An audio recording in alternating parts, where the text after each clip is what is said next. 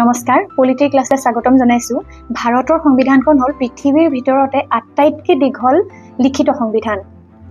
ভাৰতে স্বাধীনতা লাভ কৰাৰ পূৰ্বে 1946 চনৰ ডিসেম্বৰ মাহত গঠন হৈছিল সংবিধান সভা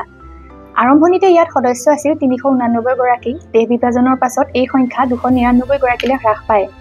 ডক্টৰ ভীমৰাও ৰামজী আম্বেদকাৰৰ সভাপতিত্বত গঠিত হৈছিল খচৰা সমিতি এই খচৰা সমিতিত আছিল মুঠ 8 জন সদস্য আপোনালোকে বাৰু জানে নে এই 8 জন সদস্যৰ মাজত এজন অসমীয়াও আছিল যদিহে জানে কোন তেওঁ তেতিয়াহলে কমেন্ট বক্সত জনাব বুলি আশা কৰিলো 2 বছৰ 11 মাহ 18 দিন লাগিছিল আমাৰ সংবিধানখন প্ৰস্তুত কৰি উলিয়াবলৈ 1949 চনৰ 26 নৱেম্বৰৰ দিনা আমাৰ সংবিধানখন গৃহীত হয় আৰু 1950 চনৰ 26 জানুৱাৰীৰ পৰা কাৰ্যকৰী হয় আপোনালোকে জানে নে যে কিয় সংবিধানখন গৃহীত হোৱাৰ পাছত জানুৱাৰী মাহলৈকে ৰৈ দিয়া হয় আসলতে ইয়াতে এটা কাহিনী আছে 1929 চনত যি ইণ্ডিয়ান নেশ্যনেল কংগ্ৰেছৰ